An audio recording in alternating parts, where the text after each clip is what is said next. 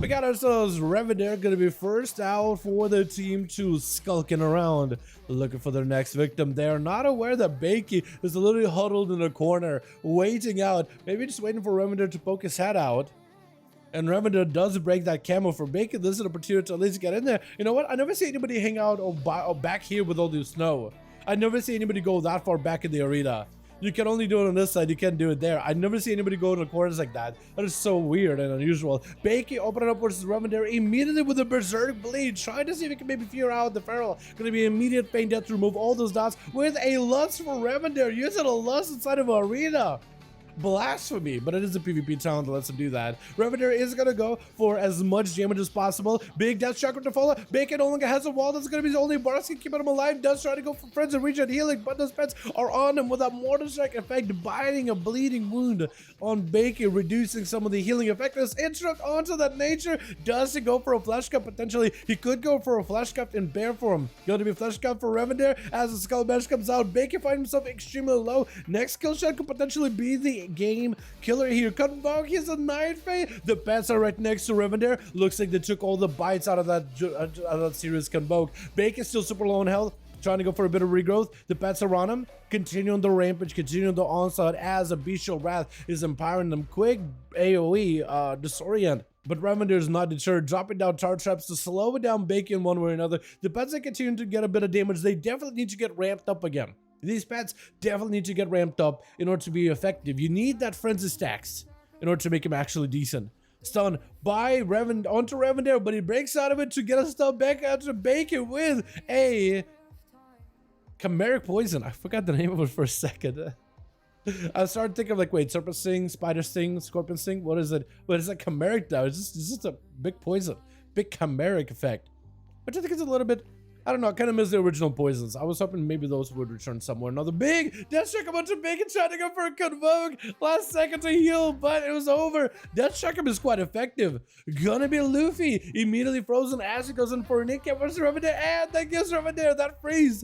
Gives him an opportunity to get himself a full camo. Not like he really needed much health, but definitely gets an advantage to reposition, which is amazing for a hunter, especially because you can set yourself up where you want to go and create an opportunity to kite. That's going to be Luffy actually jumping off of the platform. He needs to re-engage with Revenant as best as he can, but Revenant trying to make sure there's a pretty big gap between the two. Maybe could drop some traps down. Luffy is focusing on those pets though. This is where Revenant may have to just play it easily.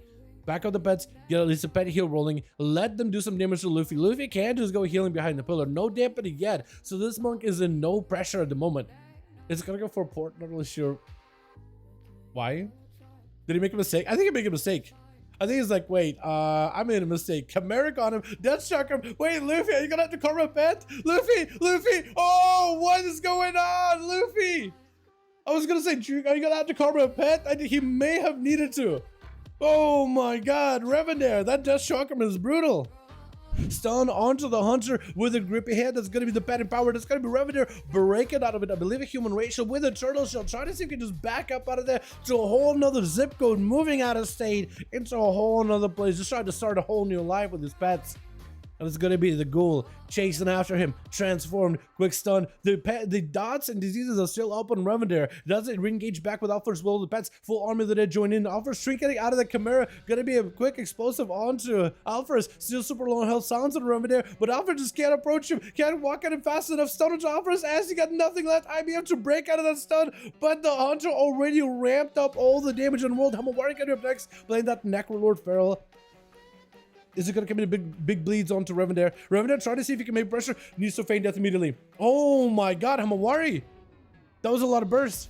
I was going to say this way you need to feign death immediately, but essentially, my boy Revenant had nothing at the end.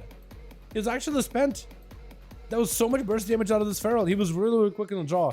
That was a lot of bleeds at once. What kind of a Lego are you running now? Are you running like a Cycle Legendary for faster bleeds? Because that'd be kind of nuts if you are. Bones is still trying to see if you can maybe stun lock Hamawari. Is able to break the flash. Bart's going to be up immediately for Hamawari. Trying to go for a bit of a defense here. Bones is still not deterred. He's just staying on and with an evasion. Start to deny any kind of stuns from Hamawari. And he's gonna go for a quick shadow step, just trying to see if he can get around him. Home Warrior leaping right after the rogue, but another bleeds. Quick maim, may have to go for a heal. That's gonna be a sipping up to remove some of those bleeds as he dips low, trick it out of the feral joy, trying to keep the dots on the bone steel. There's still quite a bit of dots rolling. That's gonna break him out of the cell. Shadow step by the rogue. That's gonna be Home Warrior with a flesh cap. Perfect opportunity for the rogue to go for an intro, but now the rogue is exposed. This is where Home Warrior can maybe take him down. Just spamming moving fires. Building up calm points, bash at our bones. This is where bones, if you have the damage with the shadow blades, this is where you can potentially just end it. I'm worried, got emergency heal. Cheap shots are locking him down quite heavily. Maim, reversal onto bones, but it's actually very low on DR. Or high on DR rather. Gonna be Home Warrior super low, but oh my god, last minute bite onto that rogue. It just felt like taking a big old bite out of that boy. I'm a worry with a disorient on Chicago, dodging the stun totem. Chicago actually going for a trick it out of the camp, but just trying to see if he can add the feral. Doesn't want to give him a chance to survive. As we head into that 6-minute mark, 9% damper chill pills. Approaches Chicago. Chicago breaks out of those shackles too quickly. Wind shear the flesh kept out, which denies Chilpas a little bit of survivability, which is something that would have been amazing right now as he goes in for damage. This is where Chicago can actually break through the defenses of a Death Knight. Chilpa's trying to commit not all damage, actually just literally playing into not even a Pillar of Frost. Wait, now he's going for Pillar of Frost. Now he's going in for Remorseless Winter. Sounds into Chicago. All the damage in the world. Chicago needs to use every defense available in order to survive. They do have an opportunity to at least heal themselves plenty of mana, but do they have the Maelstrom to do so? If they have the Maelstrom, they could maybe stay alive, but no, the overwhelming power of a Frost Death Knight just forces them over. But Chilpa's out in the open, used quite a lot of offensives and a good portion of his defensives in order to fight Chicago. Does sacrifice the ghoul though, has the death pack, IBF. I don't know what AMZ can do for you, but maybe AMZ can stop some of that Zwen damage from BDB damage potentially. I'm not really like 50% reduction, but it's still gonna be big kicks and big fists. Baja Brew has the one back up, Lexip and everything. Chilpa's does have a trigger for it though. And this is where the Death Knight, perfect opportunity, walked out of the Fist of Fury, root into Baja, standing next to him with our Mortis Winter. It is eventually going to stop him. Big grippy hand, massive obliterate damage, is splitting the monk into a silence right after. It's going to be a trinket to break out of that. Oh my god. Trinket to break out of the disarm, and then just taking the momentum into Briskrade. Oh my goodness. Chilpa's absolutely just finished it off so strong for his team. My goodness, 3! After Revendare has had a hell of a performance over for the team too. Chilpas just walks in before the dampen ramps up in the 10-minute mark, just goes back in, and then just finishes it off on that cleanup duty. My goodness. Thank goodness dampening wasn't that high. I feel like if dampening was that high, if too high, it would have been much harder for Chilpas to really capitalize on that. Because Death Knights generally don't do well in high dampening. Man, yo, the Revendare Birds, by the way, has been incredible. What was that? That monk didn't even stand a chance.